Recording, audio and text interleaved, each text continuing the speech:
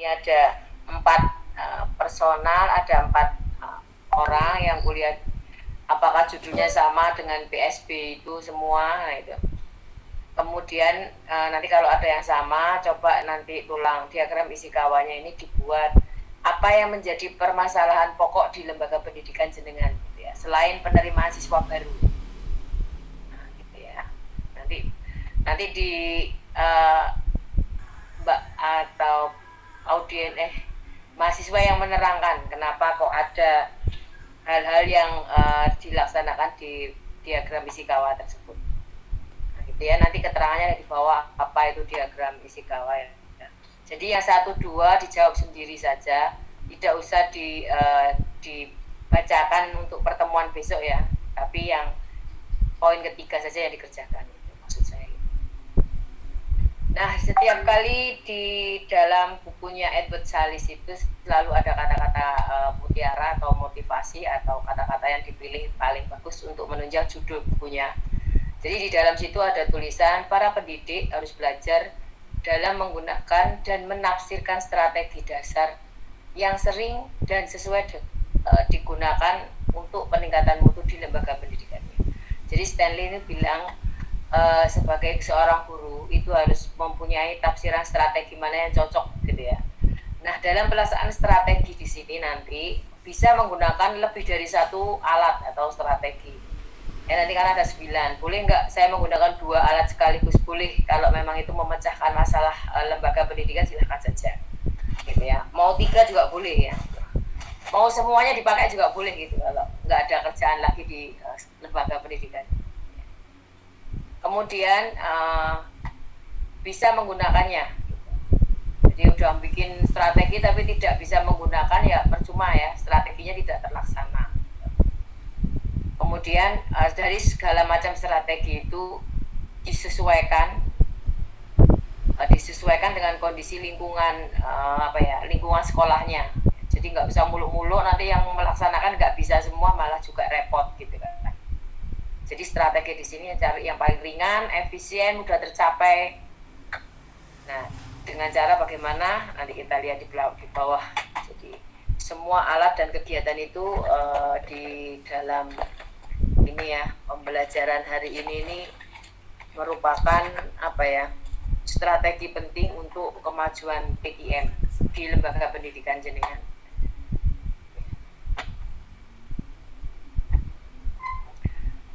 Kemudian ini adalah bagian dari strategi dan alat dasar menggunakan TKM. Itu yang pertama adalah mengarah pada filosofi TKM yang lebih praktis. Di sini tuh filosofi TKM itu dalam pelaksanaannya tidak mengolor-olor waktu penyelesaian dari suatu tugas, tidak usah terlalu panjang. Kalau bisa dilaksanakan hari ini, kenapa nunggu besok? Nah, begitu ya. Selesaikan aja hari ini, itu namanya bermutu, gitu ya. Kemudian kalau bisa ini dalam segi finansial ya, kalau hari ini selesai, otomatis lembaga pendidikan tidak mengeluarkan uang konsumsi banyak-banyak untuk yang hari besok, gitu ya. Uangnya disimpan. Nah, itu di sini praktisnya di situ. Kemudian cari strategi yang paling cocok dan paling efisien.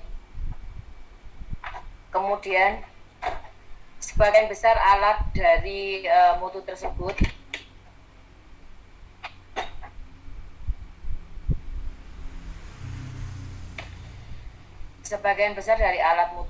sederhana dan sudah bisa digunakan.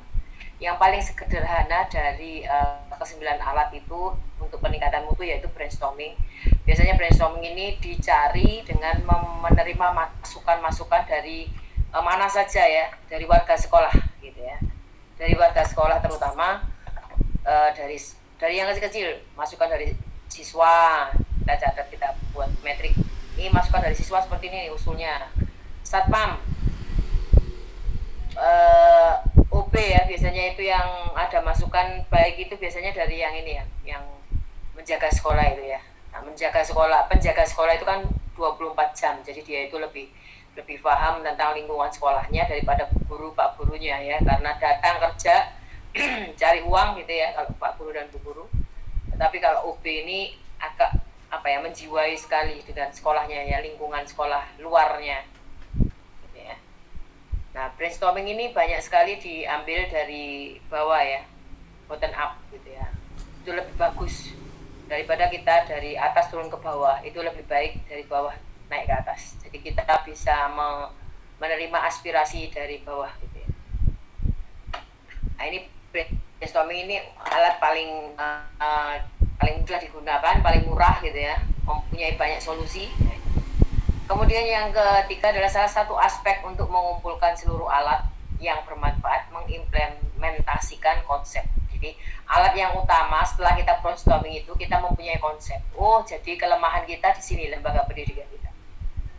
Oh, kelemahannya kita itu kurang komunikasi. Nah, itu perlu dipegang. Kemudian kelemahan kita itu jatuh pada keuangan yang tipis gitu ya. Bisa jadi kan. Nah, jalan keluarnya tinggal mencari jalan keluar. Karena keuangan tipis kita audiens sama BP3, kita audiens sama BPH untuk mengesahkan anggaran. Nah, gitu. Itu adalah konsep yang mudah dicapai dengan cara brainstorming. Bisa naik lagi ya. Kemudian praktis. Yang terakhir adalah dapat mengidentifikasi dan memecahkan persoalan secara kreatif. Nah, memecahkan masalah problem solving di ini secara kreatif. Kreatif di sini tuh banyak sekali cara yang ditempuh untuk menyelesaikan masalah. Tidak hanya satu jalur. Kalau tahun kemarin seperti ini, tahun sekarang ini, tahun 2000 kemarin seperti itu. 2001 usahakan ada modifikasi ya. Lebih kreatif lagi untuk menyelesaikannya. Gitu ya. Wah, kalau tahun kemarin kita menyelesaikan 1 orang itu 10 orang, kita sekarang cukup 7 orang misalnya. Jadi udah mulai ada pengerucutan person untuk mengecilkan pembiayaan ya, supaya efisien dan efektif itu terlaksana. Nah, ini yang pertama, ini harusnya bukan B ya. Afinitas jaringan kerja ini yang kedua, yang pertama tadi brainstorming, yang kedua adalah afinitas jaringan kerja. Nah, jaringan kerja ini cara kerja yang lebih mementingkan kreativitas dibanding dengan proses. Teknik ini digunakan apabila ada tuntutan untuk mengelompokkan sejumlah ide, opini, dan isu. Kelompokkan, oh ini ide-idenya bagus nih. Nah, gitu ya. Nah, opini dijaring dari semua warga sekolah. Kemudian isu berkembang di luar, itu kita antisipasi. Nah, itu afinitasnya di situ. Tujuannya adalah untuk mengetahui dan mengelompokkan sesuai dengan keterkaitan kebutuhan. Jadi misalnya yang saya sebut tadi PSB, itu nanti ada duri-durinya nanti kita lihat di bawah ya, nggak saya terangkan sekarang, nanti daripada nggak grab ya. Jadi afinitas ini juga mudah ya melaksanakannya, kita buat metrik gitu ya. Semuanya mudah, TKM ini semuanya mudah menurut saya. Hanya yang perlu dipikirkan adalah mampu tidak SDM kita dengan sistem seperti ini. Sistem ya apa, strategi yang kita gunakan kira-kira mampu tidak SDM kita. Nah, gitu ya. Ini yang afinitas yang kedua adalah cara kerja. Yang pertama itu brainstorming, sederhana dan sosial ya. Sederhana, tak perlu apa-apa. Kemudian penjabaran pemahaman isu. Jadi isu-isu yang muncul di lembaga pendidikan kita dipecahkan di situ. Misalkan kenakalan anak, misalkan penerimaan siswa yang menurun, misalkan nilai-nilai value ya, value itu kebaikan ya, nilai akhlakul karimah mahasiswa kita berkurang gitu ya, jalan ugal-ugalan gitu ya, suka berantem. Nah, itu kita brainstorming di situ, kita cari solusi yang baik, kelemahan kita di mana, keuntungan kita di mana, posisi-posisi seperti itu yang harus selalu dibongkar habis.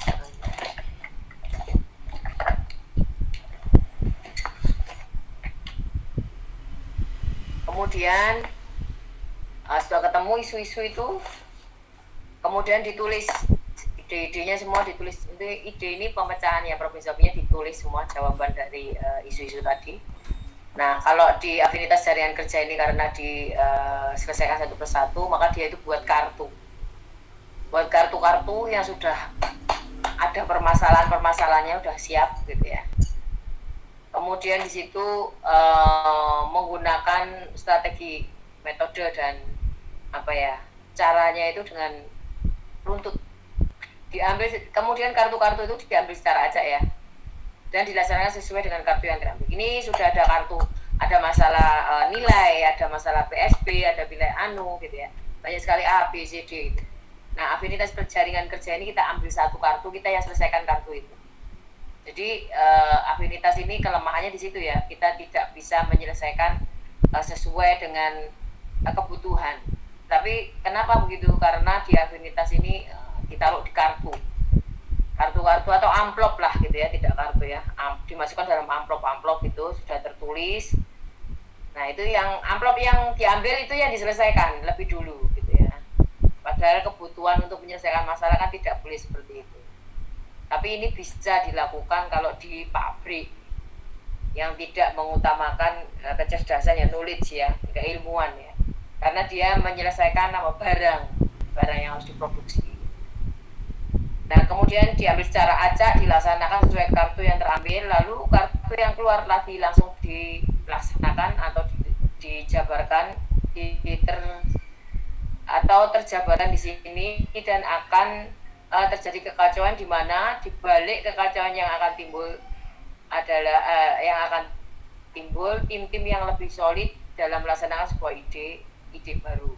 Jadi kartu-kartu itu yang diambil, kemudian pelaksanaan untuk penyelesaiannya adalah dengan membuat tim. Nah, nanti di dalam alat-alat ini selalu dibuat tim untuk penyelesaian masalah ya.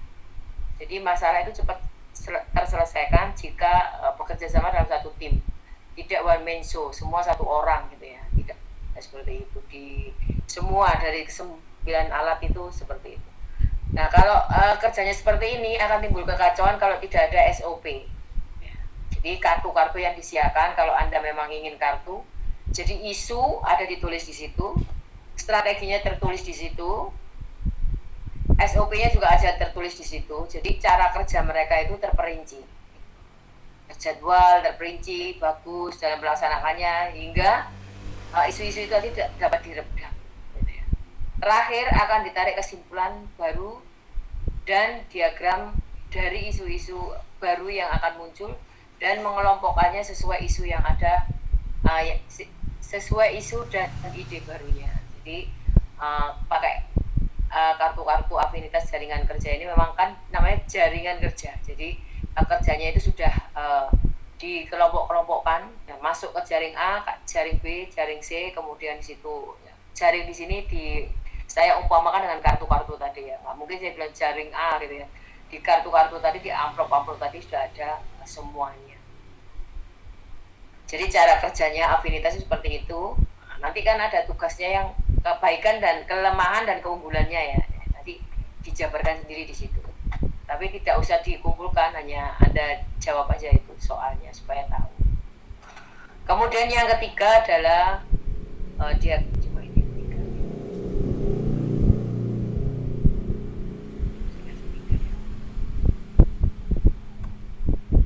diagram tulang Ishikawa. Nah, ini yang tadi Ishikawa yang saya bilang tadi. Teknik ini disebut dengan diagram tulang ikan atau diagram Ishikawa bone ya. Bone Ishikawa biasanya begitu. Orang banyak sekali memakai kata-kata bone Ishikawa. Hasilnya bone itu tulang ikan ya, karena gambarnya mesti seperti ikan gitu ya.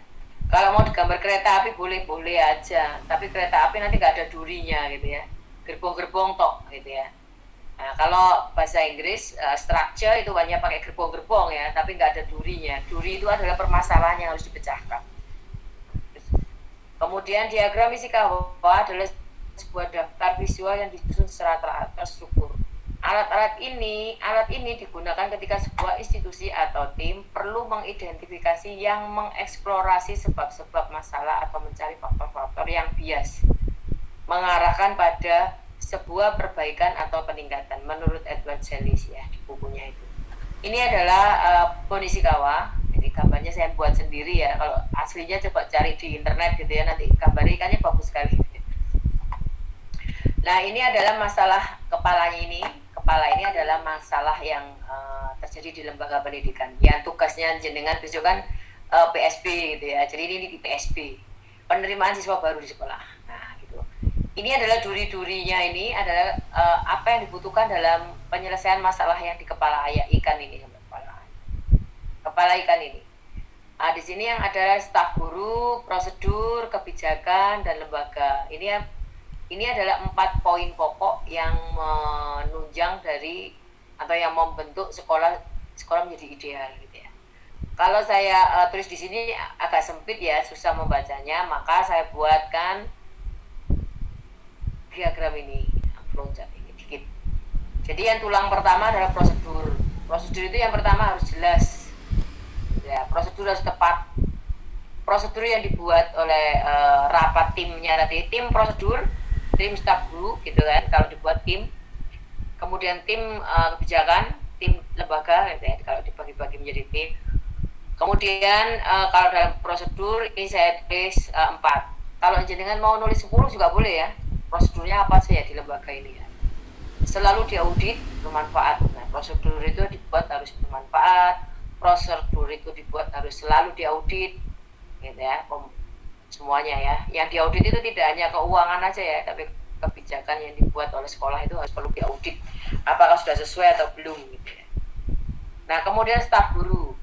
Staf guru tadi contohnya adalah termotivasi, memiliki skill, mau belajar. Nah, ini adalah dari 6 poin ini untuk staf guru supaya mendukung mutu gitu ya. Jadi sekolah ideal itu harus seperti ini loh gurunya gitu ya. Mulai dari diri sendiri. Jadi seorang guru yang bermutu itu memulainya dari diri sendiri, tidak terus selalu memerintah ya. Dari dirinya sendiri.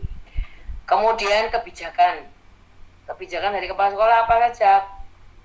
Komunikasi yang baik. Jadi yang utama dari sebuah peraturan itu adalah dikomunikasikan dengan baik ya. Tidak hanya diundang-undangkan saja, tapi dikomunikasikan dengan baik. Kemudian kepemimpinan yang terlatih. Apa ini? Benar ya? Yang terlatih. Jadi kepemimpinan yang terlatih ini juga merupakan tugas yang banyak orang ini ya menganggap yang terlatih ini itu kan biasa, kepala sekolah memang tugasnya begitu gitu ya. Jadi tidak semua kepala sekolah itu terlatih ya. Ada yang jadi kepala sekolah karena kepala sekolahnya meninggal dunia, jadi langsung diangkat gitu ya. Ada yang kepala sekolah dari SK gitu ya. Jadi kepemimpinan yang terlatih ini benar nggak ya? Oh benar. Kepemimpinan yang terlatih ini ya semuanya dari skill semuanya ya. Impact-nya itu juga terlatih ini. Kemudian sekolah yang ideal tadi itu memiliki visi misi. Jadi sekolah ideal itu harus memiliki visi misi. Sekolah yang ideal itu dalam kebijakannya memiliki komitmen.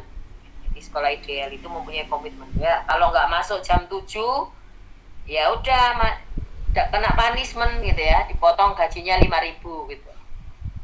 Tuh punishmentnya seperti itu. Kalau yang tidak pernah terlambat nanti dapat sertifikat guru tepat waktu. Nah gitu ya. Jadi kebijakan ini adalah kebijakan untuk mendukung sekolah ideal. Nanti besok itu kalau tidak sama ya. Wah gak perlu kebijakan kalau mau jadi kepala ikannya itu, isi kawannya itu, kepalanya itu adalah PSB, kira-kira perlu kebijakan gak ya? Duri utamanya. Kemudian duri kecil-kecilnya apa ya isinya? Kemudian yang terakhir menurut saya gitu ya, menurut saya ini lembaga, duri terbesarnya lembaga yang pertama adalah mampu beradaptasi. Jadi kalau lembaga ini melihat lembaganya ya, kalau lembaga Muhammadiyah ya beradaptasi dengan lingkungan Muhammadiyah sekitar. Kalau NU ya NU, LDII ya LDII gitu ya. PKS ya PKS gitu ya, sekolahnya kan mempunyai sekolah sendiri-sendiri ya. Boarding school juga boarding school ya lembaganya. Kemudian bekerjanya selalu sesuai tujuan. Jadi lembaga itu maju ke depan itu sesuai tujuan. Tujuan MBS Prambanan misalnya, tujuan Muhammadiyah Boarding School Prambanan tujuannya yang pertama mencetak insan-insan cendekia muslim yang berakhlakul karimah gitu ya, dan menjadikan manusia Islam yang sebenar-benarnya misalnya gitu. Nah itu sesuai dengan tujuannya seperti itu tujuannya. Lulus SMP hafal 5 juz. Nah, itu tujuannya seperti itu. Yang keempat adalah analisis kekuatan lapangan. Nah, ini biasanya juga sering digunakan ya, analisis kekuatan. Ini hampir pecahannya dari SWOT. Analisis lapangan adalah alat yang digunakan untuk mempelajari situasi yang memerlukan perubahan. Kemudian hal ini didasarkan pada dua ide antara dua kekuatan yang saling berhadapan. Nah, nanti ada yang pro dan kontra, biasanya begitu ya. Pertama, pendukung perubahan, sedangkan yang lain menolak perubahan, jadi pro dan kontra. Analisis ini merupakan alat yang sangat membantu identifikasi permasalahan, sehingga ada kontrol atau pengontrol yang diarahkan pada area yang lebih mungkin dapat dipengaruhi. Jadi ini gambarnya adalah, nah ini gambarnya, gambar dari kekuatan pendukung dan kekuatan penentang. Kekuatan yang mendukung inisiatif mutu, di sini ada kekuatan yang mencegah keberhasilan inisiatif. Jadi yang kekuatan penentang ini, tim harus menetralisirkan ini supaya bisa menjaga mutu lebih baik gitu ya. Kadang-kadang tim penentang itu dalam perjalanan waktu itu biasanya mempunyai ide-ide yang dapat menjaga ya, dapat menjaga mutu itu lebih baik ya. Kadang-kadang seperti itu, dibalik dia menentang, itu dibalik dia mempunyai rasa kecintaan pada lembaga, biasanya gitu ya. Jadi orang yang menentang biasanya itu ada sesuatu ya, seperti dalam keluarga kalau anak kita bandel, aslinya anak kita itu sayang sama kita gitu ya. Jadi dia mengingatkan tapi dari sudut yang lain. Mama ini suka pergi, nggak ngajarin aku di rumah. Dari sisi itu dia itu menentang kalau mamanya nggak boleh pergi-pergi.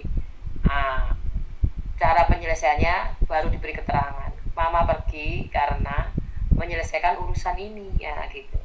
Kalau besok kamu sekolah toh ya, mama harus pergi dulu mencari uang, masalah begitu ya.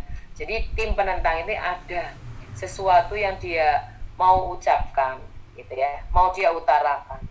Nah, di balik pengutaran apa yang dia mau, biasanya di situ ada satu kebaikan untuk lembaga kita, untuk diri kita, katakan gitu ya. Kalau di agama Islam itu ya bisa jadi Rokib dan Atid, nah gitu ya. Satunya yang penentang baik, satunya yang penentang buruk gitu ya.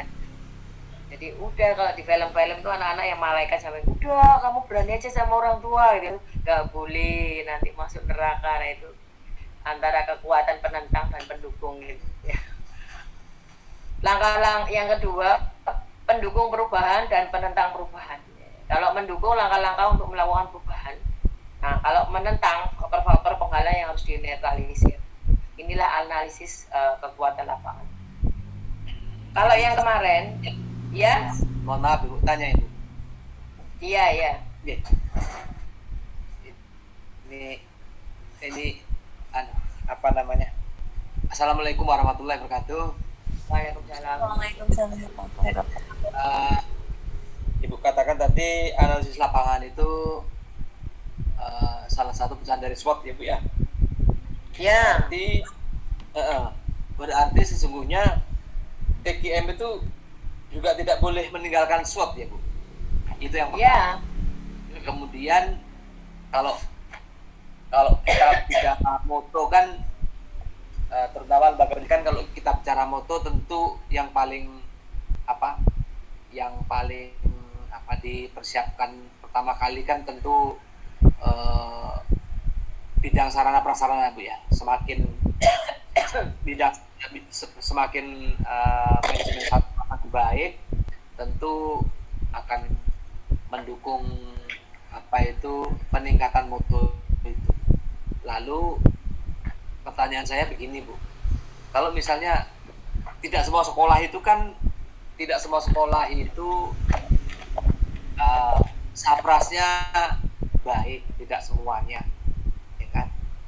Kadang-kadang kalau di sekolah yang sekolah pinggiran biasanya itu agak payah Ibu sarana prasarananya.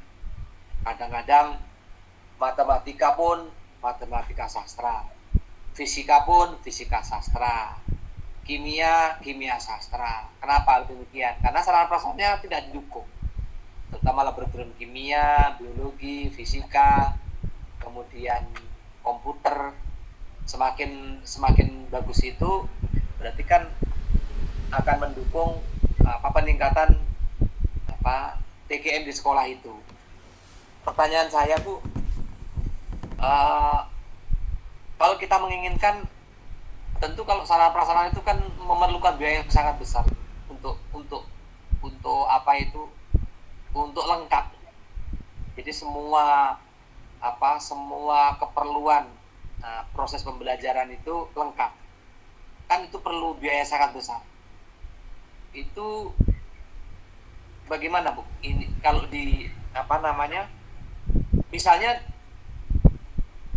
sekolah saya itu memerlukan ruang kelas 10-13, yang paling minim itu 23 kelas itu di sekolah saya misalnya. Tentu untuk mewujudkan 23 kelas itu sesuatu yang luar biasa. Biayanya berapa?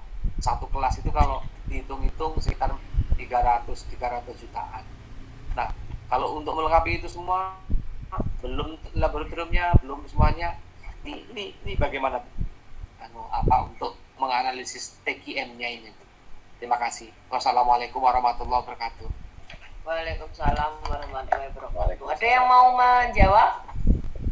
Pak Datuk mau menjawab tentang sarana prasarana di sekolah yang kurang mendukung. Padahal sarana prasarana ini penting untuk menjaga mutu. Ada yang mau ngasih masukan, memberi masukan? Belum ya? Belum ya. Jadi gini, untuk sarana prasarana ini adalah benar yang Bapak katakan tadi, terima kasih ya. Yang dikatakan Bapak tadi memang benar, sarana prasarana itu membutuhkan biaya yang banyak, gitu ya. Tetapi ada juga sekolah yang sarana prasarana itu lengkap, itu biasanya ada saja SDM yang tidak bisa melaksanakan kegunaan dari sarana prasarana itu dengan baik, gitu ya. Pelaksanaan dalam penggunaan alat-alat itu kurang efektif, gitu ya. Nah, itu juga ada, gitu Bapak. Nah, untuk yang kan afinitas ini ya, lapangan ini ya, lapangan masalah tadi ya. Ini kalau tentang sarana prasarana, ini kalau sudah mempunyai catatan bahwa sekolah saya ini, misalnya Bapak ya merasa sekolah saya ini kurang bermutu, kurang bermutu karena daya dukung peralatan sarana prasarananya ini tidak mendukung untuk menjadikan lembaga pendidikan saya ini kualitas atau bermutu. Sudah mempunyai catatan-catatan bahwa nih kalau misalkan sarana prasarana di bidang komputer ya, lab komputer, siswa saya tidak bisa melaksanakan karena komputernya kurang. Satu Pak, diterangkan bahwa siswa saya ada 100 tetapi hanya mempunyai komputer 10, berarti kan 1:10 ya. Nah, itu susah. Kemudian peralatan kimia, saya tidak mempunyai mikroskop yang cukup untuk praktek kimianya, atau bahan-bahan untuk buat karbon, buat apa itu ya. Nah, itu tidak memadai. Sudah ada 3 catatan ya. Yang pertama tentang mikroskop, kemudian lab kimia yang kurang, lab komputer yang kurang, lab bahasa yang kurang. Untuk pemenuhan sarana prasarana itu kita rapatkan dengan BP3 komite. Nah, komite. Nah, kita rapatkan dengan komite, Bapak Ibu, ini sekolah kita tidak mempunyai ini, ada yang mempunyai usulan biasanya gitu ya. Ini sudah masuk pemetaan ini, Pak. Pemetaan kerja ini. Kita rapat dengan komite, mencari ide-ide dari Bapak Ibu, masukkan komite. Kemudian pasti ada yang menyarankan kita buat laporan lengkap, proposal lengkap, kita ajukan ke Dinas Pendidikan, naik lagi lebih tingkatnya lebih tinggi lagi. Nah, di atas itulah kita harus selalu berdoa untuk bisa turun dana memenuhi sarana prasarananya. Boleh jadi agar pemerintah itu lebih senang, gitu ya, mereka lebih percaya jika yang dikeluarkan oleh pemerintah itu berupa barang. Jadi kebutuhanmu apa dong, gitu ya. Oh, komputernya kalau bisa 1:2 lah, gitu ya. Jadi kalau murid saya ini 100, kalau bisa itu dapat 50 atau 70 komputer gitu ya, gitu. Kemudian itu dilaporkan ke dinas pendidikan sana supaya bisa memberi itu. Kemudian kita bisa merawatnya karena kebutuhannya seperti ini. Itu cara pemenuhan sarana prasarana yang nilainya memang cukup tinggi. Dan yang harus diselesaikan lebih awal adalah kita membuat evaluasi mana poin-poin mana saja yang kita memerlukan sarana prasarana. Jadi itu cara yang termudah untuk pemenuhan sarana prasarana. Beda lagi kalau ada masukan dari komite, ya sudah Pak, nah ini saya sudah mengumpulkan orang tua murid hanya mampu membelikan tambahan komputer 10. Nah gitu. Pasti nanti ada masukan seperti itu komite karena anak-anaknya juga sekolah di situ Pak, gitu ya. Jadi berusaha untuk memenuhi dengan mengumpulkan orang-orang yang memang tugasnya menggali keuangannya, penggalian dananya tepat. Itu nggih Bapak. Nggih Bu, terima kasih. Pak Bambang. Nggih. Saya lanjutkan. Kemudian kalau sudah ini ya kekuatan dan pendukung, kita mengadakan yang alat kelima adalah pemetaan proses. Nah ini teknik ini bisa digunakan untuk meyakinkan bahwa lembaga mengetahui siapa pelanggannya dan dapat mengidentifikasi sumber daya yang diperlukan untuk melayani mereka. Jadi untuk pemetaan proses ini sudah kita pimpinan sudah mempunyai catatan yang pertama ya. Sebelum dipetakan itu kepimpinan sudah mempunyai catatan. Oh, Bapak ini pahamnya di agama gitu ya. Ceramah-ceramah Bapak ini lebih ahli. Nanti Ibu ini, Bu Yulita ini di bidang keuangan bagus gitu ya. Laporan lengkap, cepat, tidak usah nunggu waktu lama-lama gitu ya. Untuk pengelolaan sarana prasarana kita serahkan pada Pak Bambang. Sudah punya catatannya gitu ya. Kemudian Pak Arisandi ini humas saja karena dia ini cekatan, lari-larinya cepat karena masih muda gitu ya. Jadi sudah ada pemetaan seperti itu, tinggal pelaksanaannya. Jadi disesuaikan nanti, oh kita membutuhkan ini, berarti yang turun yang ini ya, gitu ya, tim B gitu ya. Diagram proses memberikan data tentang lingkungan di mana proses tersebut berlangsung dan kontrol dilakukan terhadap lingkungan. Nah, dalam sebuah alat pelaksana ini ya, pencarian strategi TKM yang baik, tim kontrol itu diusahakan orang yang sudah berpengalaman gitu ya. Jangan yang masih muda dijadikan tim kontrol gitu ya, dia pasti kacau nanti hasilnya karena nggak tahu apa-apa. Nanti nanya yang sudah pinter biasanya gitu ya.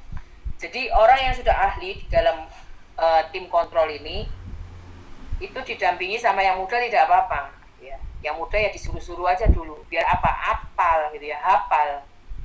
Jadi makanya tim quality control di industri itu bayarannya lebih mahal. Orang-orang quality control itu biasanya lebih mahal gajinya. Karena apa? Dia harus mengecek seluruh barang, mana yang rusak, mana yang tidak, mana yang reject, mana yang enggak gitu ya. Nah itu tim quality control matanya harus mata elang gitu ya. Kalau dalam seni lukis dia harus mempunyai mata elang. Dari jauh dia sudah kelihatan, oh ini rusak gitu ya. Tidak perlu megang, dia lihat aja sudah tahu. Ya, harusnya warnanya hitam, kenapa abu-abu gitu ya. Jadi orang quality control ini biasanya orang yang mumpuni gitu ya. Kayak Mbak Dukun mumpuni gitu ya. Belum apa-apa dia udah tahu duluan ya. Nah, kalau saya lihat itu orang yang di traffic light gitu ya. Belum warnanya hijau pada maju, bentar lagi udah hijau ini ya. Kayak Mbak Dukun itu ya. Tahu duluan sebelum lampunya ganti hijau. Nah, ini adalah dia modelnya seperti ini kalau pemetaan proses. Jadi prosesnya ada di tengah. Yang dipetakan apa? Yang pertama adalah manajemen kontrol terhadap proses. Kemudian sumber daya yang baik fisik maupun finansial. Jadi sumber-sumber dicari. Nah, ini adalah pensuplai. Pensuplai ini bisa diartikan masalah timbul gitu ya. Timbul masalah, kemudian diproses. Siapa yang proses? Atas bawah diproses dalamnya ini. Untuk luarannya adalah penggunanya digunakan siswanya. Pelaksanaannya untuk semuanya untuk anggan gitu ya. Di sini proses ini berlaku seperti itu. Pesuplai ini pesuplai masalah bisa jadi ya. Pesuplai ini adalah problem gitu ya. harusnya tulis problem gue. Jadi semua masalah di sini manajemen kontrol itu udah dari yang tadi ya, yang paling top quality control itu sumber daya ini adalah pelaksana dari proses-proses tadi. Tekan ya dari atas sampai bawah ini, tekan di press untuk menghasilkan siswa ini adalah pelanggannya. Jadi pelaksanaan pelanggan ini, proses ini dibuat untuk melayani pelanggan ini ya. Jadi TKM itu kan selalu layanan yang diutamakan. Kemudian ini bahannya ya, harusnya Anda punya bukunya ya. Jadi kalau punya bukunya itu kan bukunya bahasa Inggris, yang bahasa Indonesia itu ada bukunya ini ya. Cari aja di tempat jenengan semua. Terjemahnya Eva Jalis itu ya. Bukunya kayak gini ini, kalau Pak Sabrina itu di copy. Kalau baca bukunya itu jelas gitu, enak. Bukunya bahasa Inggris. Nah, cuma yang bahasa Indonesia itu banyak yang agak-agak salah katanya Prof. Sabriran ya. Ini terjemahnya harusnya nggak seperti ini gitu ya, karena ditranslate kan. Entah translate-nya itu pakai Google Translate atau pakai orang yang ahli ya. Di Indonesia ini masih belum ada program kayak di Jepang itu ya. Di Jepang itu kan enak, buku-buku asing itu ditranslate ke dalam bahasa Jepang.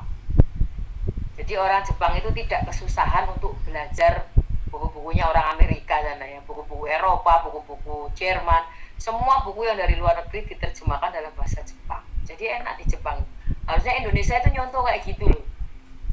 Jadi orang-orang Indonesia itu bisa mempelajari bukunya itu dengan benar, mentranslitkannya itu benar gitu ya.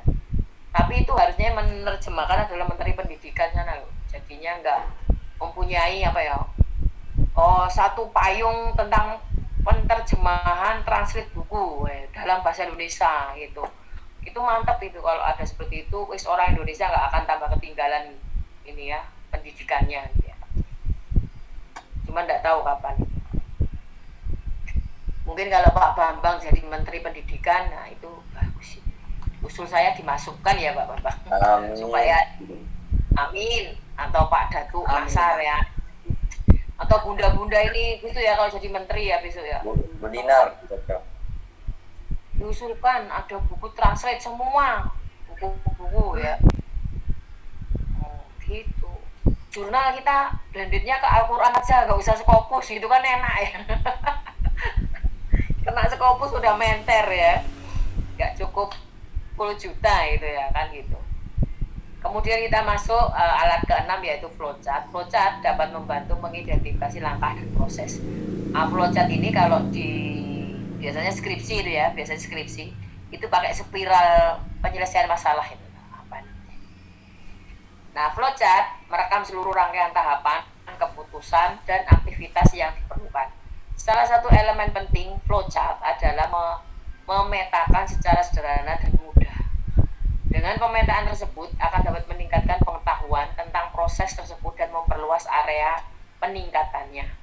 Nah, flowchart itu kayak gini kalau digambarkan di buku. Nah, ini mulai ini dari masalah ya. Masalah yang ada ini mulai masalah tekon, penerimaan siswa baru. Ya. Kemudian muncullah aktivitas, aktivitas 1. Kita buat seperti ini, enggak mempan. Kita laksanakan aktivitas B. Sudah dalam aktivitas masuk ke dalam keputusan. Kira-kira bagaimana keputusannya? PSB dilaksanakan tanggal berapa misalkan? Kita kira-kira dapat 100 atau tidak? Setelah di keputusan ini rapat, enggak cocok keputusannya, naik lagi ke atas, masuk lagi ke aktivitas. Karena berjalan lagi ke aktivitas lagi. Tapi kalau keputusan ini yang dirasa sudah cukup bagus, hasilnya juga oke, maka yes, dia berakhir dari masalah tentang PSB tadi. Nah, gitu. Misalnya masalah wisuda, wisuda, aktivitas mulai rapat-rapat undangan orang tua, berapa uang yang dikeluarkan, toga ini, oke, ambil keputusan. Toga untuk anak lulusan SD sekian, nggak cocok, kita rapat lagi naik ke atas. Kalau sudah cocok turun, jadikan tentang wisuda sudah oke. Tangan pelaksanakan bisa laporan ke Allah. Nah, ini adalah flowchart. paling sederhana. Kalau ada yang bulat-bulat di sini pasti ada anak-anaknya nih. Di sini ada anak-anaknya anak masalah, turunnya maksudnya ke keputusan lagi. Karena semua masalah harus diputuskan. Kemudian grafik Pareto. Grafik Pareto kemarin sudah pernah agak saya singgung, yaitu 80/20 ya, tentang grafik Pareto. Disinilah kesalahan manajemen lebih besar daripada human error-nya ya. Jadi Pareto adalah nama seorang ahli ekonomi Italia, Vilfredo Pareto namanya, pada akhir abad 19. Prinsip analisis Pareto mengembangkan 80% problem dan 20%-nya proses. Prinsip ini dikenal dengan prinsip 80-20. Untuk mengidentifikasi 80% problem, nah ini perlu diingat, lebih dulu harus memperhatikan proses peningkatan mutunya. Proses ini dipegang oleh manajemennya ya. Jadi manajemen itu kebanyakan yang mempunyai nilai tertinggi pada kesalahan. Jadi jangan menyalahkan orangnya dulu ya, strateginya dulu yang dicari, yang disalahkan. Wah ini strateginya nggak cocok karena manusia saya, SDM saya nggak bisa melaksanakan ini. Jadi human error-nya nanti pada 20% pada manusia. Makanya dalam mencari alat yang digunakan dalam menjaga mutu itu adalah manajemennya dulu yang menyelesaikan, baru insannya. Kemudian untuk grafik Pareto mengarahkan perhatian pada problem-problem yang diharapkan yang dihadapi tim atau lembaga. Nah, grafik Pareto, kenapa harus tim atau lembaga tidak perorangan? Karena 80% masalah ini pada proses peningkatannya, prosesnya, pelaksanaannya gitu ya. Oke. Jadi biasanya ini terjadi pada tim ya. Timnya laporan gitu ya. Nah, itu di situ nanti ketahuan bahwa gak cocok ini strateginya Pak kalau pakai ini.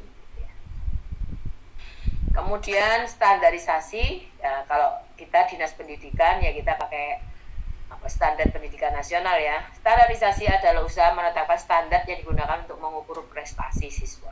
Standarnya KKM gitu kan. Kurikulumnya udah pas, sudah jelas. Harus mengikuti standar pendidikan nasional 8 poin itu ya. 8 standar itu kita ikuti. Itu merupakan standarisasi.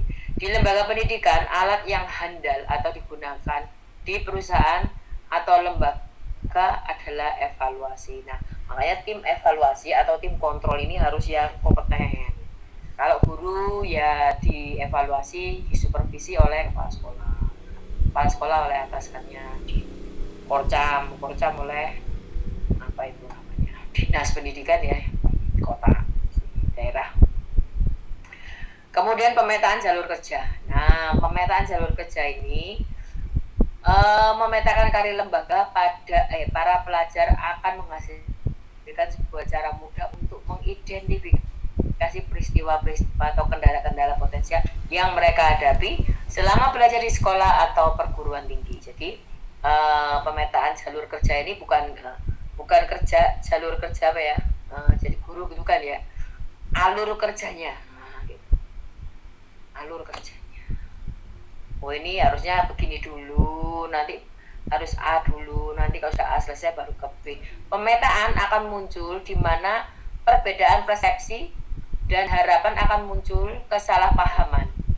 Pemetaan jalur kinerja, pelajar akan mengidentifikasi masing-masing peristiwa penting dari karakteristik mutu dan standar mutu yang telah ditetapkan. Jadi pemetaan jalur kerja atau kinerja ini sudah ada SOP gitu ya. Biasanya ini tinggal melaksanakan gitu.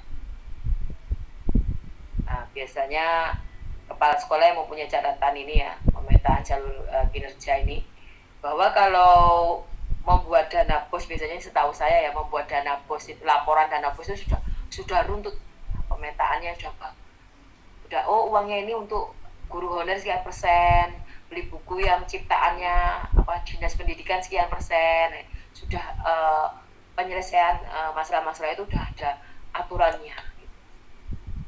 Jadi kinerjanya benar-benar sesuai dengan apa apa yang harus dituliskan di situ ya, dilaporkan gitu ya. Nah, dari karakteristik mutu dan standar mutu yang telah diterapkan. Jadi sudah ada ketentuannya untuk hal pemetaan jalur kinerja lingkungan kerja ya. Kinerja gitu. Nanti saya kalau perlu PPT ini nanti saya kirim ke Pak Datuk ya, PPT-nya ya. Baik Bu. Siap Bu. Siap. Pemetaan jalur kerja, semua masalah dan konflik yang muncul melalui tahap dan menuju tahap selanjutnya sudah diatur ya. Jadi kalau pemetaan jalur kinerja ini sudah diatur.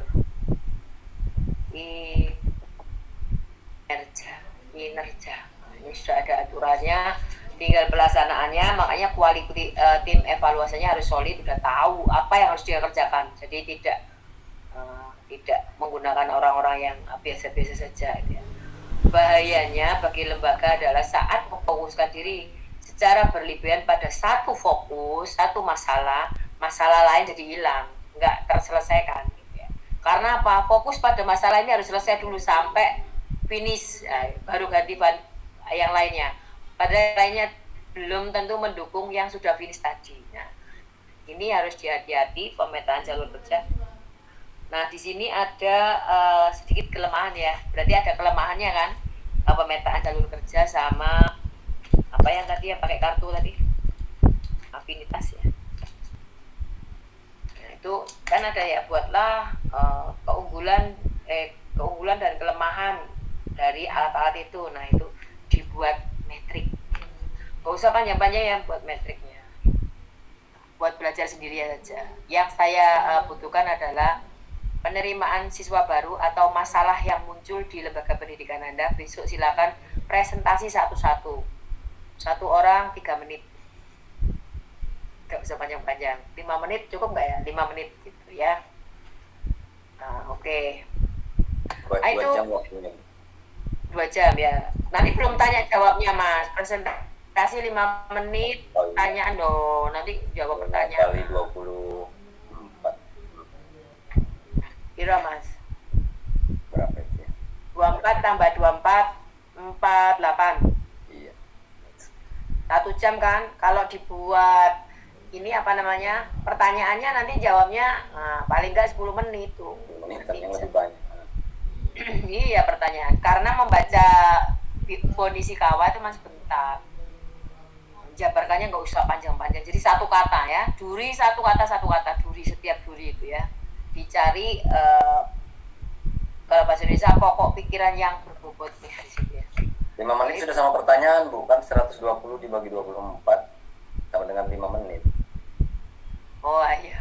Berarti 5 menit plus pertanyaan. Berarti 3 menit, 2 menit pertanyaan.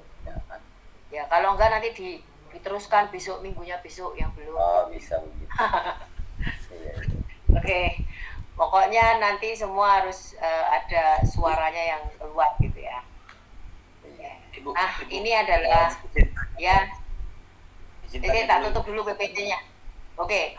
Ini PPT terakhir ya, poin ke-19. Yang terakhir adalah referensi. Masih tetap menggunakan Edward Sellis. Oke, terima kasih. PPT-nya tutup semua ya. Ya, Bu. Biar saya bisa lihat jelas wajah-wajahnya. Ya. Saya tanya dulu Ibu. Ya. Saya juga mau tanya nih Ibu. Belum tentang diagram Pareto Ibu. Oh, diagram Pareto. Nggih. Itu berfokus pada problem ya, karena 80% itu problem. Sedangkan 20% adalah proses. Ini bagaimana ini Bu ininya Bu? Langkah-langkahnya ini bagaimana? Bingung saya. Tidak paham saya. Karena yang mendominasi adalah problemnya Bu, bukan prosesnya. Nah, gini. Problem lebih dahulu problemnya harus menyelesaikan proses. Baik, memperhatikan proses, bukan prosesnya yang 20.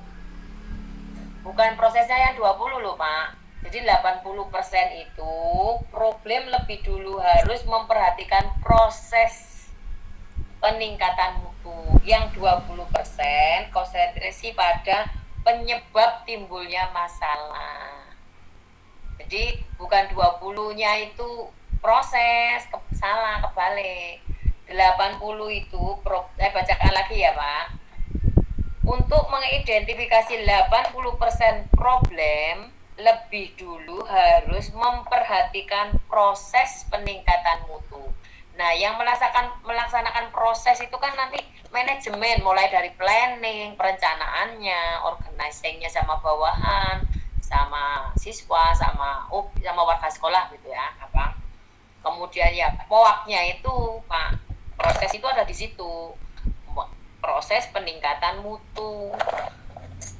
Semua dikonsentrasikan pada penyebab timbulnya masalah.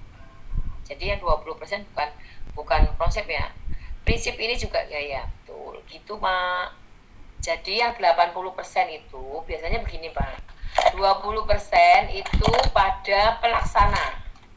Yang melaksanakan dari strategi yang atau kebijakan yang telah dibuat oleh tim manajemen atau timnya itu. Tuh. Nah, kalau tidak berhasil, Pareto bilang itu kesalahannya bukan manusianya. Ya, jadi katakanlah 20% itu pada manusianya gitu. Pelaksanaannya. Berarti yang melaksanakan kan manusianya P misalnya. Pak. Jadi 20% itu pada manusianya sampai sana. Pada manusianya gitu ya. Nah, kenapa kok bisa tidak berhasil? Bisa jadi kalau manusianya melaksanakan sesuai dengan SOP sudah benar, berarti yang salah di mananya? Di SOP-nya itu, di tim manajemen yang mengeluarkan SOP itu.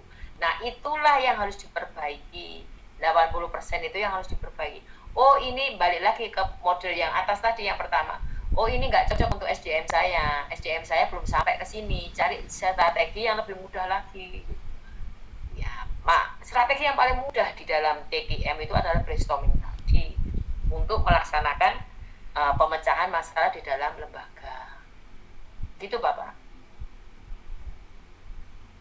Bu, terima kasih. Sama-sama. Ayo, Mas tadi mana ya? Mas yang Arisandi, Pak ya namanya. Silakan Pak Risandi. Nah, iya toh Arisandi. Oh iya. Ya, terima kasih Bu. Assalamualaikum warahmatullahi wabarakatuh.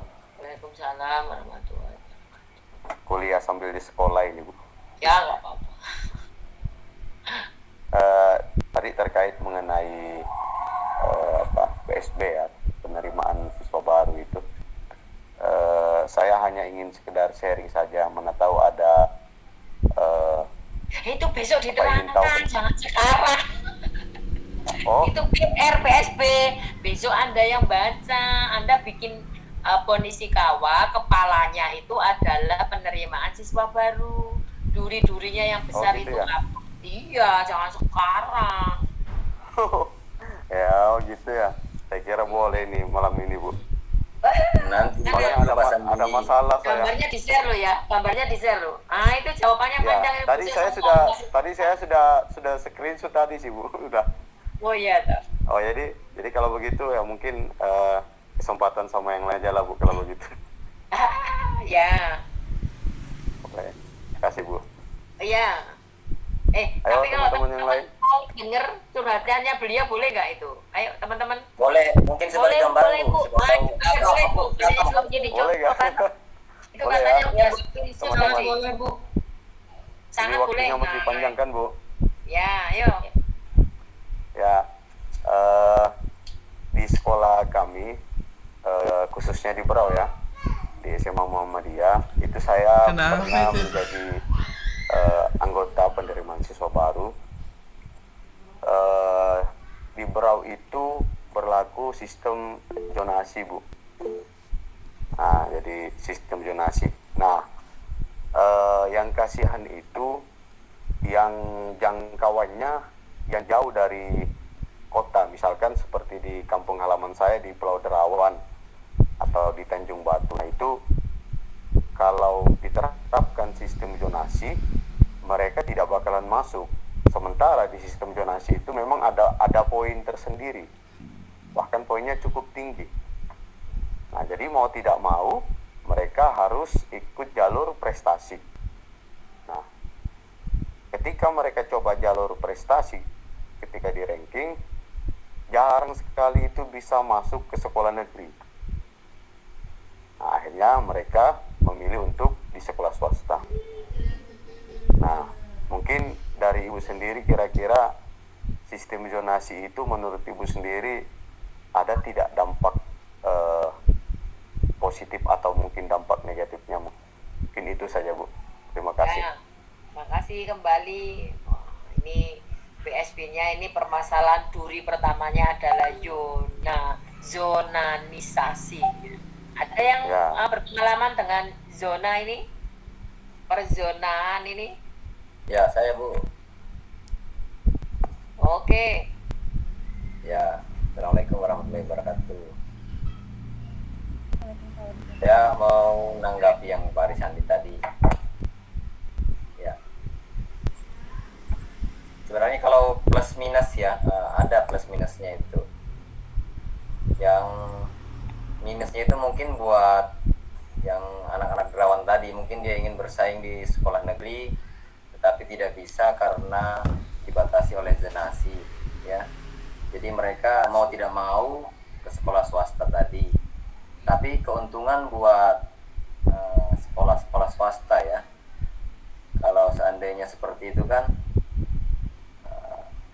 jadi keuntungan, sehingga sekolah swasta utamanya sekolah Muhammadiyah kalau di sini atau PGRI itu tidak kurang peserta didiknya juga gitu, karena sangat berpengaruh ya peserta didik, apalagi kayak sekolah swasta itu kan masih selain dari Bosnas atau Bosprov itu ada uang komite gitu ya.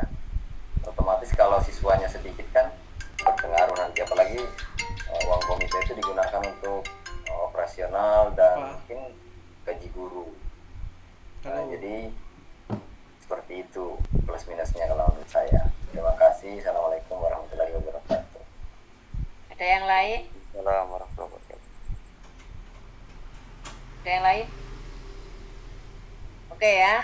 Nih, ada yang nggak bekerja di daerah zonanisasi ya. Jadi zonanisasi ini begini Mas. Sekarang Mas Dim ya. Pak Menteri ya, Mas Menteri ini kemarin itu sudah melaksanakan 19 ya, itu ada program zona itu supaya fokus sekolahnya mendapat murid sesuai dengan zona atau daerahnya masing-masing gitu ya. Ada 40 kilo dari sekolah itu yang bisa diterima di sekolah itu gitu ya. Nah, kemudian banyak masukan tentang zona ini yang menjadi permasalahan sehingga sekolahnya banyak tidak mendapat siswa kan gitu. Nah, kemudian Pak Dim ini, Mas Menteri ini mengeluarkan Menteri Pendidikan ini, Mas Nadiem ini, Mas Menteri itu dalam menetapkan penerimaan sekarang ya Mas, ini yang sekarang ada berlaku ya, dalam menetapkan penerimaan siswa baru atau PPDB 2020 tahun lalu itu yang masih menggunakan zona itu dibagi Mas. Ada 4 pembagiannya. Yang pertama adalah afirmasi yang tadi ya, afirmasi untuk menjaga mutu, afirmasi zonasi, perpindahan tugas orang tua wali atau anak-anak yang berprestasi.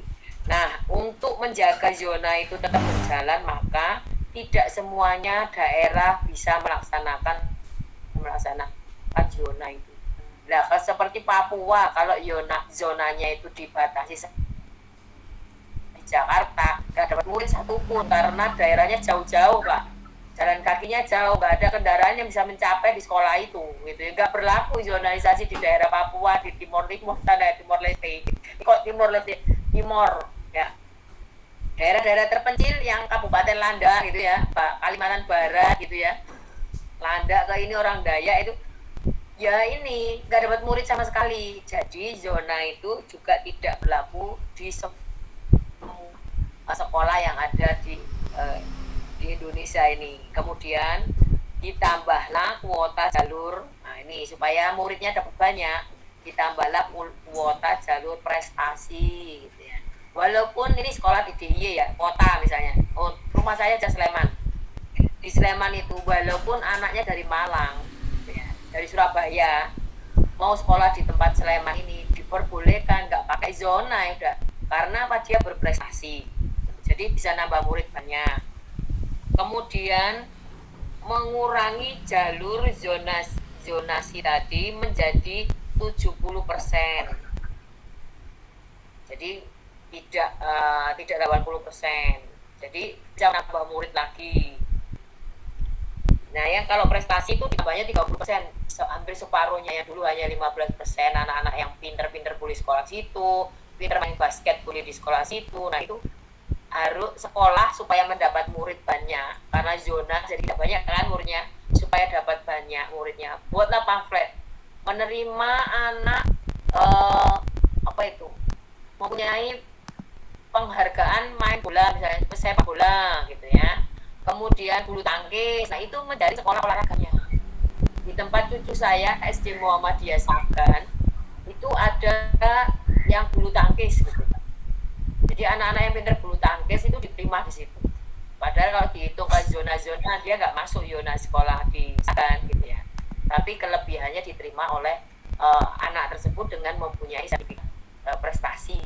Jadi tentang zona ini sudah coba dipelajari lagi tentang keputusan menteri yang paling baru gitu ya. Insya Allah besok tidak berlaku ya zona itu. Insya Allah Mas. Karena banyak sekali masukan yang tidak dapat murid karena kena zona itu. Jadi diuntungkannya agak banyak sih Mas kalau zona itu ya. Ya plus minusnya banyak lah gitu. Katanya Bapak yang tadi ngasih masukan, memang iya gitu ya. Banyak sekali masukan yang minusnya ke Pak Menteri, kemudian dikeluarkanlah statement yang saya bacakan tadi ya. Sepengetahuan saya itu. Dan itu akan diperbolehkan tidak pakai zona, insya Allah begitu Mas. Jadi nanti muridnya bisa malah meludak ya, buang-buang siswa bisa jadi.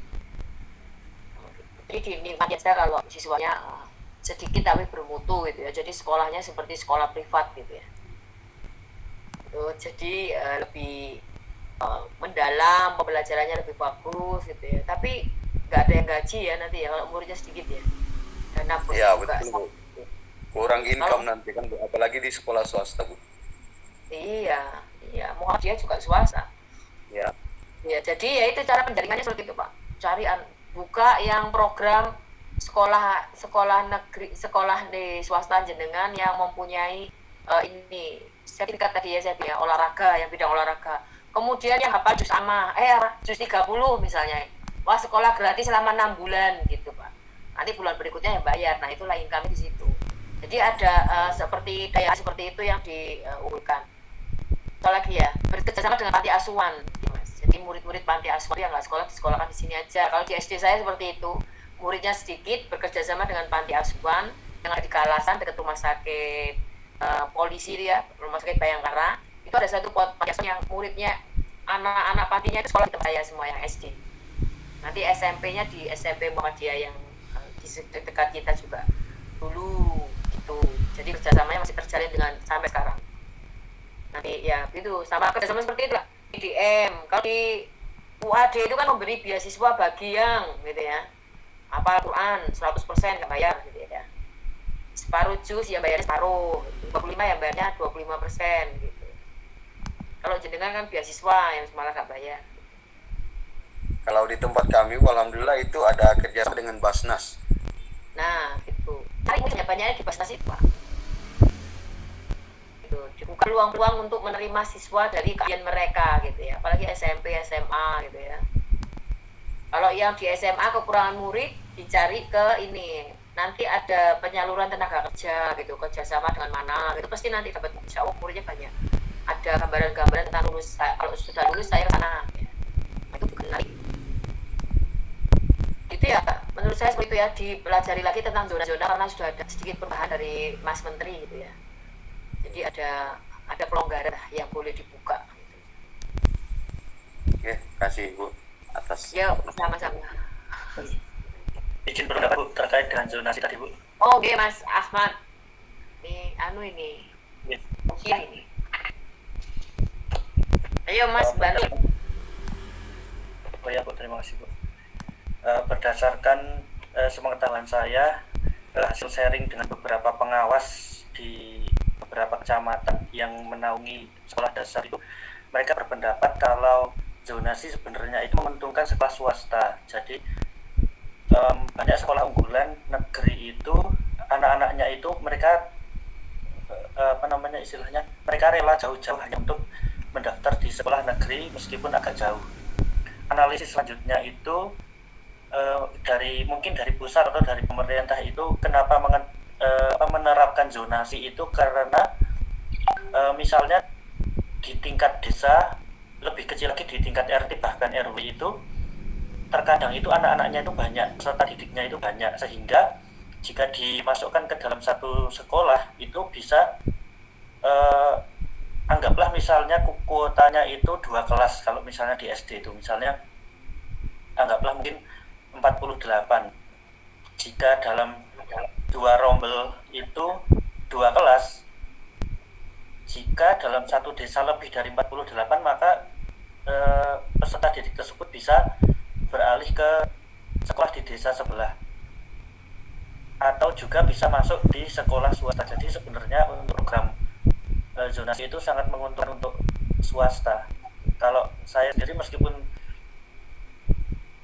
misalnya ada kekurangan peserta didik di tahun ini, tetap kalau saya sih tetap istilahnya setuju dengan program zonasi seperti itu Bu. Mungkin yang jadi permasalahan itu ketika misalnya pemerintah itu menganalisis bahwa penerapan zonasi itu berkaitan dengan misalnya setiap RT atau RW itu atau desa siswanya banyak, anak-anaknya banyak. Tapi ketika satu lagi ada program keberhasilan program KB, maka untuk jumlah calon peserta didiknya itu signifikan berkurang. Jadi kalau menurut saya sih tetap setuju dengan program zonasi. Mungkin itu Bu. Ya. Jadi pandangan-pandangan tentang zonasi itu memang ada yang tadi dikatakan plus minusnya banyak ya.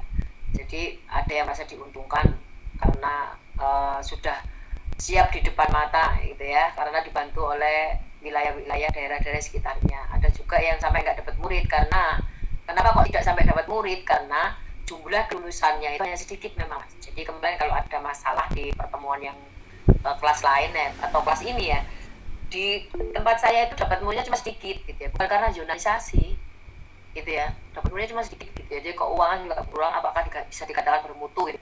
Jadi kenapa kok bisa sedikit Bu gitu, saya bilang gitu kan, kenapa kok bisa sedikit gitu, karena tahun itu lulusan di daerah kota Jogja, misalnya kan ada Jogja itu kan kota, Sleman, Bantul, Kulon Progo gitu ya, Gunung Kidul kan gitu ya Jogja ini.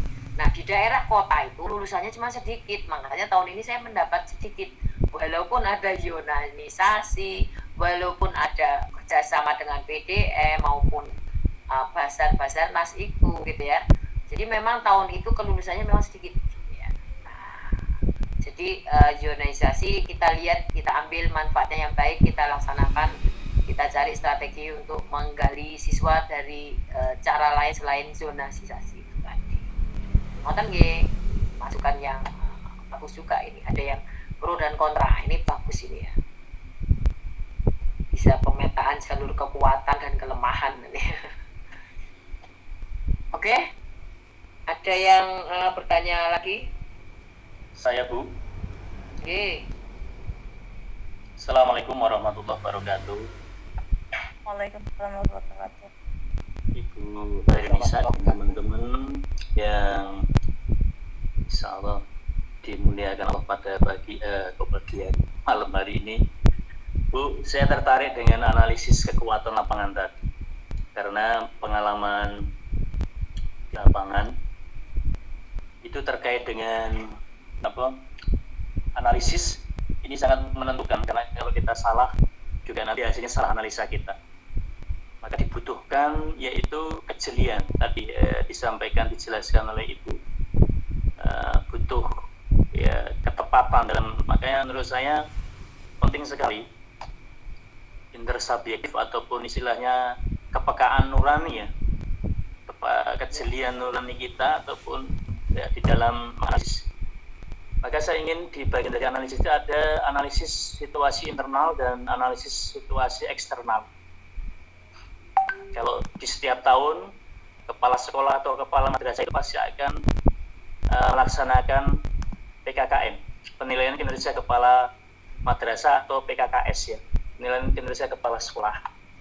Nah, di dalamnya masih yang ditanyakan utama adalah analisis konteks. Analisis konteks itu sebagai tahapan awal dalam penyusunan kurikulum tingkat satuan pendidikan. Nah, dengan analisis konteks ini yang ingin saya tanyakan ya, kepada Ibu dan juga mungkin teman-teman ada yang bisa nanti memberikan pencerahan. Biasanya kesulitan kita ya, selaku kepala sekolah ataupun kepala madrasah itu di dalam menganalisa ini kita kan harus melibatkan banyak unsur ya, SDM. Sementara pengalaman di satuan pendidikan itu sangat terbatas SDM-nya. Yang benar-benar mumpuni tadi bisa benar-benar jeli itu sangat terbatas. Maka mohon solusinya bagaimana agar kita dari keterbatasan SDM itu bisa membentuk tim ya, tim evaluasi atau kalau di perusahaan tadi tim quality control-nya itu benar-benar ideal. Mungkin teman-teman ada pengalaman di satuan pendidikan ataupun di perusahaan yang pernah bagaimana dengan SDM yang terbatas kita bisa membentuk tim yang ideal untuk memajukan sekolah ataupun madrasah. Terima kasih. Assalamualaikum warahmatullahi wabarakatuh. Ada yang bisa membantu? Kayak connect nih. Ya gini ya. Oke lah, gitu karena udah malam ya ini, itu lagi ditutup ini ya. Gini, untuk menentukan tim evaluasi, memang benar, makanya saya selalu berpesan untuk menjadikan satu tim evaluasi itu harus yang benar-benar tahu. Makanya di perguruan tinggi tim penjaminan mutu itu biasanya orang-orang yang satu ahli bahasa, ya biasanya sarjana bahasa itu di penjaminan mutu selalu ada karena dia yang menerjemahkan dengan struktur bahasa yang benar-benar sesuai IYD gitu ya. Jadi pasti ada di situ dalamnya profesor yang bahasa Indonesia maupun yang doktor bahasa Indonesia gitu, di penjaminan mutu. Kemudian ada orang yang mumpuni di IT. Biasanya penjaminan mutu selalu ada orang tim IT. Kemudian ada yang paham tentang hukum ya. Jadi dosen PPKN biasanya ada di dalam situ. Tidak perlu yang yang fakultas hukum. Saya nggak punya fakultas hukum Ibu kan gitu ya, susahnya gitu. Itu kalau di perguruan tinggi seperti itu ada tim-timnya yang memang ada kualifikasi keahlian di dalamnya. Nah sekarang kalau di Daksmen gimana? Pendidikan dasar dan menengah untuk tim evaluasi yang pertama yang dilibatkan biasanya itu kepala sekolah dan pengawas sekolah. Jadi kalau di tempat saya itu Korcam itu Pak, ada kan pengawas cabang gitu ya, koordinator pengawas cabang gitu ya. Korcam itu biasanya jadikan rujukan untuk evaluasi. Nah, gitu. Memang mengeluarkan biaya sedikit lebih besar, lebih banyak karena kita memberi fee mereka untuk mengevaluasi. Nah, ketimpangannya adalah banyak guru-guru kalau sudah ada tim evaluasi itu datang, biasanya dia akan sembunyi-sembunyi karena takut dievaluasi. Jadi biasanya ada banyak guru yang kalau ada tim dari Korcam datang dia mau mengevaluasi guru-guru yang ada di SD itu biasanya agak-agak ini ya, kepala sekolah beserta Korcam itu datang untuk mengevaluasi micro teachingnya guru kelas 1. Biasanya mereka itu agak-agak ribet, agak-agak gimana ya, nggak enak itu dievaluasi. Nah, untuk mencari orang-orang tim evaluasi itu yang pertama kepala sekolah, Korcam, kemudian kalau ada komite yang ahli di bidangnya itu digandeng. Orang kompeten di bidang komite, biasanya komite itu digandeng. Nah, itu diajak berembuk tentang mengevaluasi nih sekolah ini. Apapun itu. Jadi biasanya orang yang masuk di komite itu kan orang-orang pilihan. Kalau di MUHI, Muhammadiyah 1 Jogja itu MUHI, itu ada anggota DPR ketuanya, DPR Jogja, DPRD, Pak siapa itu yang mencalonkan itu ya. Supri Fadoli, itu ketua BP komitenya Universitas SMA Muhammadiyah 1. Nah, jadi dicari orang-orang di komite itu memang orang-orangnya kompeten. Jadi orang paham, tahu, oh ini nggak baik, ini memberi masukan-masukan membangun, itu adalah yang kita jadikan menjadi tim evaluasi. Jadi nanti kalau ada laporan dari kita, dan kita di sekolah kita, di SD saya ini masih ada kekeliruan, maka pertanyaannya pada komite yang lebih paham tadi gitu ya. Terus Korcam yang lebih tahu lagi gitu ya. Jadi tim evaluasi harus memang dijaga yang benar-benar memiliki kredibilitas ya, atau keunggulan di bidangnya gitu. Nah kalau di pabrik, kalau saya mendengar ceritanya Prof. Sadbiran itu pernah menduduki sebagai tim quality controlnya di perusahaan miliknya Gobel ya, Panasonic Gobel itu, tapi dulu namanya Nasional Gobel, bukan Panasonic.